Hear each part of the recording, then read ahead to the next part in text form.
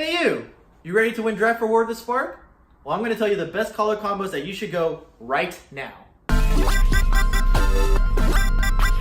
Hey everyone, it's Nerdfelt, and today I'll be showing you the color combos that you should be pushing for Draft in War of the Spark so that you can win your F&M. We're currently in a draft environment that encourages you to stick with 2 colors because we've lost a lot of abilities to go 3 colors with the loss of the gates. Each color combination has its own theme, and there are some that are clearly better than others. Keep in mind that the power rankings on this list are based off the power of the commons and uncommons of each creature or spell and the consistency of the theme. And this is only because some of us aren't going to pull the best rares or mythics that we can use in draft. So let's start from the worst and work our way to the best. Blue-red spell matters. Playing with very few creatures means there's not a lot of options and ways for you to win with non-creature spells. There are some cards that reward you for playing a lot of instants and sorceries, but you'll have to hope for a lot of removal from red and a lot of counter spells or bounce spells in blue, and let's be honest, other people going different archetypes or those colors will also be vying for those. If you are going this archetype or you're forced to go this archetype,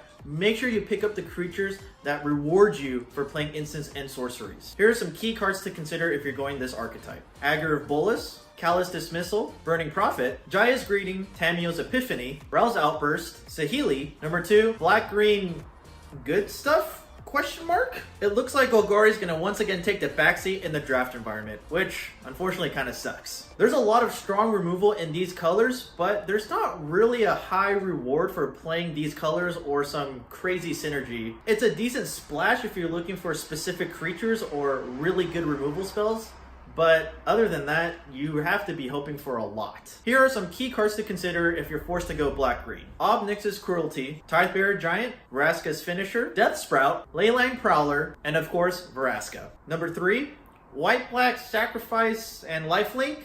Question mark again? There's a little bit of everything in these colors, which can be both really good and really bad. The really important mechanics that these colors want you to go is obviously Lifelink or Sacrifice, or both. Even though there's not a whole lot of support in these colors to go these archetypes, there's a lot of good removal spells in both white and black to help you. Here are some key cards to consider if you're going these colors. Bond of Discipline, Ajani's Pridemate, duh, Charity Extractor, Soren's Thirst, Vampire Opportunist, and of course, Cruel Celebrant. Number 4, Black, Red, Sacrifice, and Amass. This archetype is about amassing a lot and then sacrificing things that no longer have any value or things that help you amass even more. This archetype is a little bit on the weaker side, even though it sounds really strong, because you might be sacrificing things that you actually want to keep, or you might have to play spells that are very, very situational. Luckily, red and black have fantastic removal spells that don't require you to sacrifice all the time. Here are some key cards to consider if you're going this archetype. Bleeding Edge, Dreadmalkin, very cute kitty, Lazotep Reaver, Herald of the Dreadhorde, Grimm's Initiate, my favorite personal card by the way, Kaya's Ghost Form, Heartfire, Spark Harvest, Spark Reaver, the Mayhem Devil, of course, and finally, Angrath. Number 5, Blue-Red, Amass, and Proliferate. Now you might be a little bit confused because Blue-Red makes this list twice, but luckily you can go a different strategy and you don't have to go the Spells Matter route if you're in Blue-Red. This archetype has a lot of tools for you to be aggressive really early and still stabilize pretty well in the late game. You also get access to flyers in blue, and there's actually one card that amasses and it flies. It's really good. This archetype uses creatures from both colors to amass, and then uses utility spells to proliferate to make your army token even bigger. You can also use removal spells in red or counter spells in blue to help you stabilize on the board. I think the removal spells are a little bit stronger, but take your pick. They're both pretty good. Now this archetype doesn't have the greatest bombs, but since you have access to a couple of flyers, you don't really need the bombs to finish your game. Here's some key cards for this particular archetype. Eternal Skylord, Lazotep Plating, Rescuer Sphinx, and you might be confused, but you can bounce amass creatures and then replay them with this card. Really solid strategy. Aven Eternal, Contentious Plan, Hero's Dambreaker, Invading Manticore, and finally Teferi's Time Twist. Again, another really good way to bounce your creatures that amass. Number 6, Blue-Black, Amass a lot. Now this archetype is about amassing as much as you can and then giving your zombie army token a special ability besides being really big. Blue has a lot of creatures that amasses for you and also some tempo cards that also help you amass. Black is for the spot removal for creatures that are causing you big problems, and also here are some key cards to consider if you're going with the blue-black amass deck. Eternal Skylord, Bleeding Edge, Lazotep Plating, Vizier of the Scorpion, Aven Eternal, Callous Dismissal, Lazotep Reaver, And of course, our MVP for amass, Gleaming Overseer. Number 7, red-white aggro slash kind of heroic mechanic. This archetype is about abusing the crap out of your early drops and prioritizing combat treks over removal spells, which sounds a little weird, but it's really good for this specific archetype. There are some creatures that kind of have the heroic mechanic, so the weaker combat tricks actually get pretty decent in this type of deck. Now the downside of this archetype is that War of the Spark favors the late game strategy, and this deck can run out of steam really quick. Now that being said, you could do a lot of damage really on to catch your opponents off guard, and then play a couple of burn spells to finish off the remaining points of damage. Here's some key cards if you're gonna go with this a little bit unusual strategy. Jaya, Battlefield Promotion, Trusted Pegasus, really good flyer by the way, Defiant Strike, Makeshift Battalion, Pouncing Lynx, Raging Crunch, probably the best comment in red, Samut Sprint, and finally the MVP of this archetype, 10th District Legionnaire.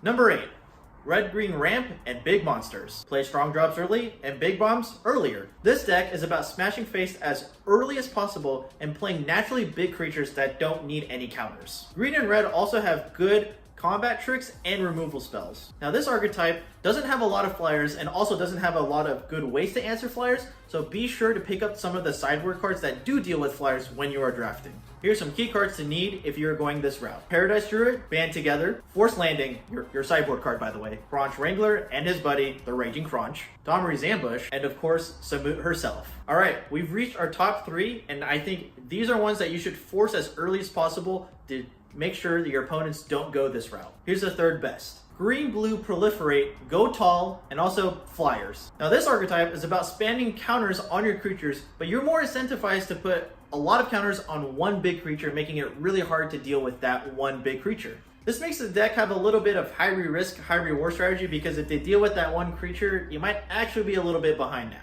Now, fortunately enough, there are still a lot of different ways and different cards that let you spread out your counters just in case you know your opponent's playing 50 billion removal spells. Here are some very important cards if you're going to go with this strategy. Arlen, Voice of the Pack. Look, I know I gave this a really bad rating in the last video, and that was my mistake. It's actually really good in a green-blue proliferate deck, and it's just not too bad by itself anyway. You got Good Boy Mawu, Rescuer Sphinx, Teferi's Time Twist, Wardscare Crocodile. If you put a lot of counters on this guy, you're in a really good position. And of course the MVP of this color, Merfolk Skydiver. Alright, here's your second best color combination. Blue-white flyers. Surprise, surprise. Now personally, I've always thought that blue-white flyers have always been the strongest in Limited, and it's actually even gotten better in War of the Spark. You can basically read these creatures as unblockable, and flyers are a supreme good way of dealing with planeswalkers. I personally think this archetype got even better because there's even better bounce, tempo, and removal spells in both blue and white.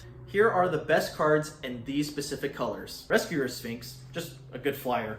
Aven Eternal, surprise, surprise, this common is probably the best blue common. Callous Dismissal, Enforcer Griffin, Law Rune Enforcer, probably the strongest common in white. War Screecher, Elite Guard Mage, and the MVP of this color archetype might surprise you. It's actually Dovid. He stalls the game for a long time. And finally, the best archetype is Green-White Proliferate and Go Wide. Now Celestia didn't get the best archetype for Guilds of Ravnica and Draft, but this time it takes the front seat. This deck is actually pretty simple to use. You play a lot of early drops that put counters on creatures, and then you abuse the proliferate mechanic over and over and over again, and boy does green-white have a lot of proliferate. This archetype can cause your creatures to go really big, really fast too. And again, you have access to flyers in white, so yeah, making flyers bigger, even better.